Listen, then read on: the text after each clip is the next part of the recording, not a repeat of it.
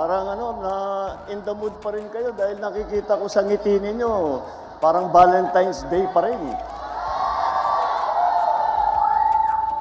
Sana ang pagmamahal na ipinapakita natin pag Valentine's Day, wag lang naman sana sa araw ng puso. Dapat araw-araw natin ipinapakita yan.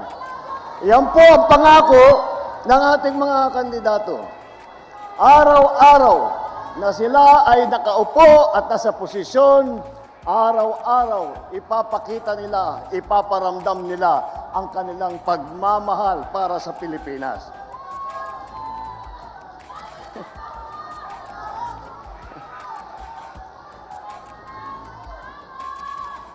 Alam niyo po, nakakagulat kung minsan na ay pagka nagsimula ulit ang halalan, ang campaign period, nagugulat po kami na parang napakabilis. Ngunit nandito uli po tayo.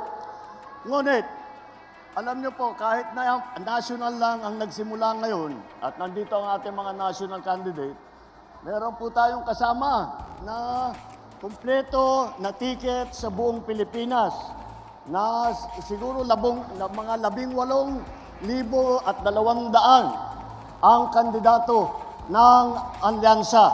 At yan po ay buong buo, solid na solid, kagaya po ng ating mga kandidato para sa senador. Bakit po ganun? Bakit yung ibang partido, bakit yung ibang magdagsasama ay hindi makapagbuo ng mabigat na tiket? Dahil po, ang kanilang iniisip lamang ay kung paano nila tutulungan ang kanilang sarili at manalo ng eleksyon. Ngunit dito po sa alyansa, kaya po ang tawag sa amin ay alyansa dahil meron kaming paniniwala na lahat ng kailangan gawin para sa ating bansa ay kailangan magtulungan lahat ng Pilipino, lalong-lalo na ang mga opisyal na magiging senador, lalong-lalo na ang mga nakaupo sa taas sa matataas na opisina.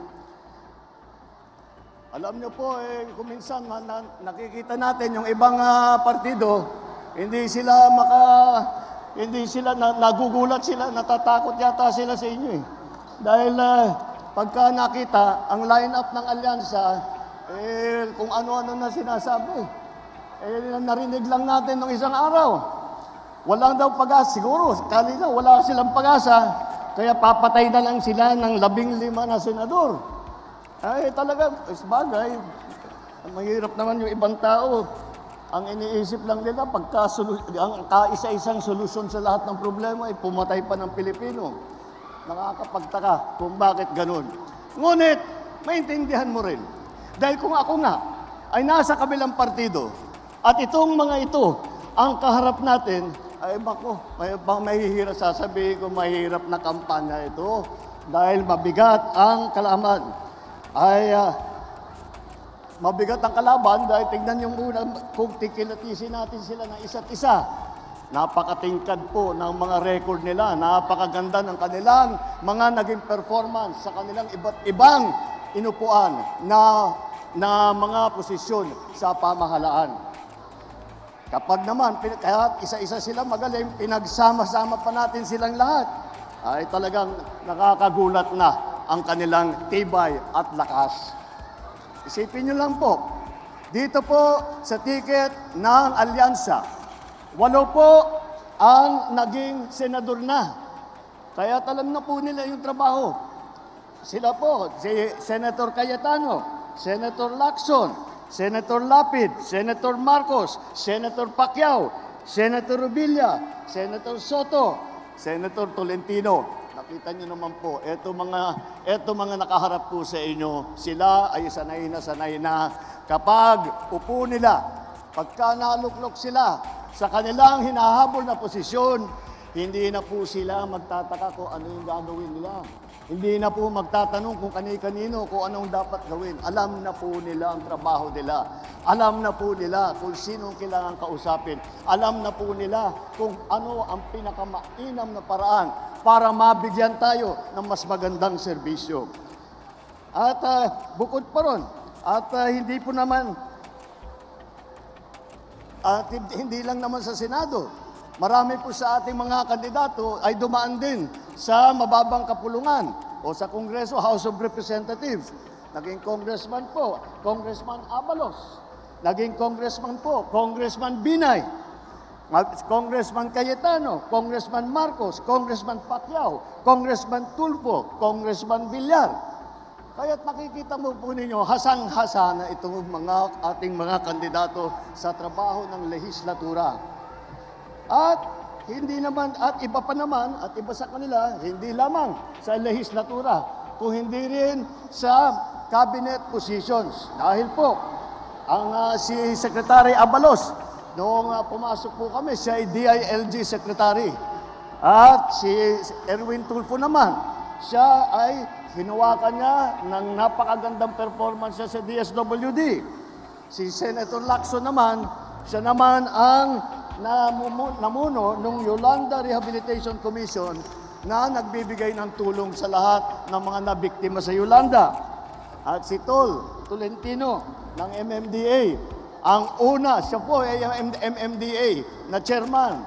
At masasabi ko po sa inyo, nung nandun po kami sa Tacloban at nag-aantay kami ng tulong, nag-aantay kami ng dadalhin ng mga gamit, ng mapagkain para sa mga nabiktima. Ang una pong dumating sa Tacloban na may dalang heavy equipment para ayusin, para i-clear yung mga kalsada, para hanapin yung mga buhay pa na nalibing ay si Senator Tolentino po. Siya ang unang nakarating sa Tacloban. Alam na po nila ang trabaho ng gobyerno mula sa baba hanggang sa taas, hanggang sa kabinete. Alam na po nila kung paano patakbuhin na maganda ang pamahalaan. At hindi lang po yun. Meron din po tayo, mga gobernador na nasa local government. Ay alam nyo po, yung aking kapatid, naging governor po. Governor Jaime Marcos ng Ilocos Norte. Governor Lapid naman ng Pampanga. Governor Bong Revilla ng Cavite. Puro mabibigat na probinsya na nagawa nila ng magagandang progreso. Kasama din ang mga mayor, city mayor po. Dito, kasama rin dito mga city mayor po. Unang-una, si Benhur Abalos po. Matagal na mayor po ng Mandaluyong yan. Marami pong nakuha siyang premyo. Noong kinaiingitan nga namin, nung nasa local government din ako, sabi namin, lahat na lang ng premyo napunta sa Mandaluyong. Paano ka naman kami? Pero ganun siya kagaling. At si Abby Binay naman, Mayor Abby Binay. Siya naman ang humahawak ng Makati. Hindi po simple yun dahil ang Makati ang pinakamayaman na lungsod sa buong Pilipinas. Kaya nakita natin, sa kanyang trabaho, pinasikat niya ng pinasikat ng gusto. At ang serbisyo sa Makati ay napakaganda dahil sa patakbo ni Mayor Binay. Alam niyo po, halos lahat para sa mga matatanda, para sa lahat na may sakit, libre po lahat. At saka pag umabot ka ng 100 years old, bibigyan ka pa ng cake. Talaga naman, nakita mo kung gaano kaganda ang patakbo ng ating mga kandidato rito. At hindi po makakalimutan ang boses ng kababaihan. Dahil apat po sa kandidato natin ay babae na hindi lang na dahil lang babae sila ay maaasahan. Hindi po. Kilala ko po silang lahat. Lahat po sila ay napakatapang. Sila po ay masigasig na ipaglalaban ang karapatan ng ating mga kababaihan. Magkakaroon ng malakas na boses sa Senado para sa kababaihan. Pagdating naman, kung saan sila nanggaling, ay iba-iba po nanggaling. Baka sabihin po ninyo, alam lang nila yung Maynila. Alam lang nila yung Luzon.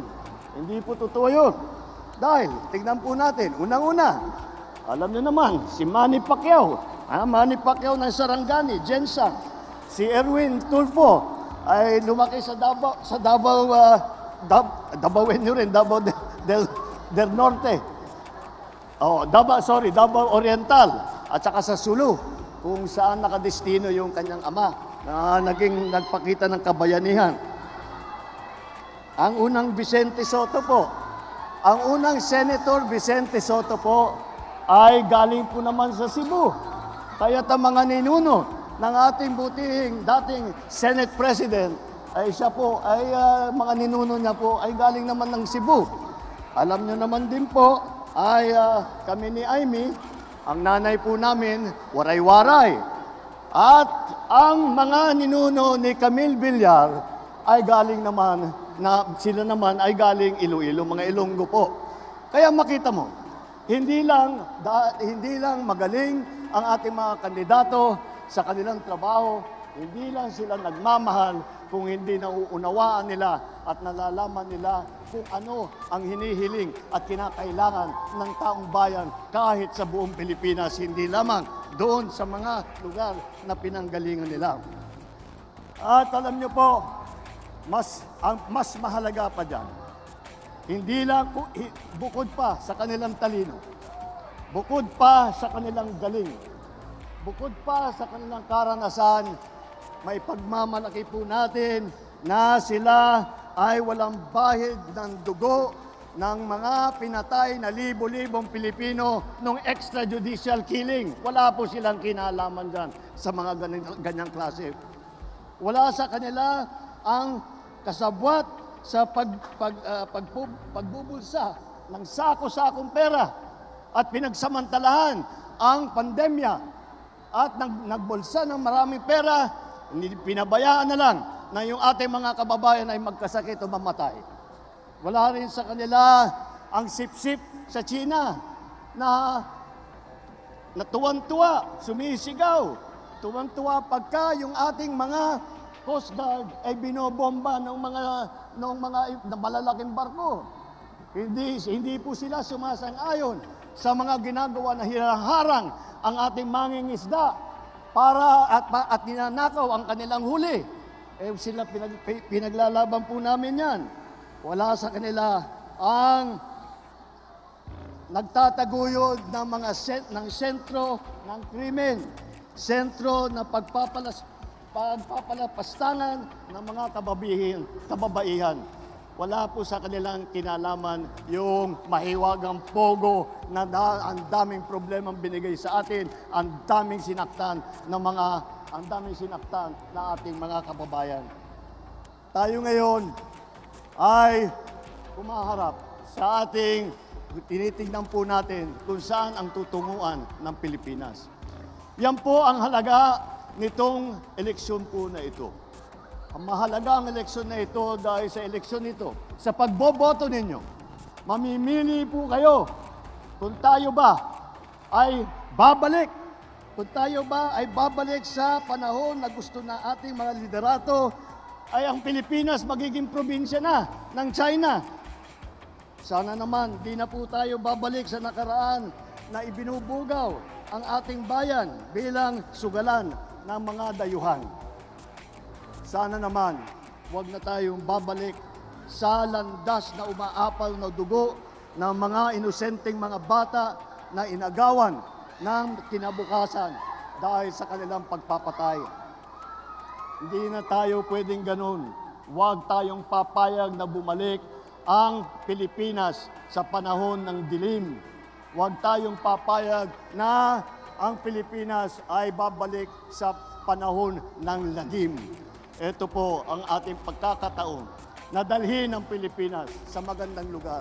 Ito ang ating pagkakataon na maglagay po tayo ng ating mga leader na sila ang mangunguna para dalhin ang Pilipinas sa mas magandang kinabukasan.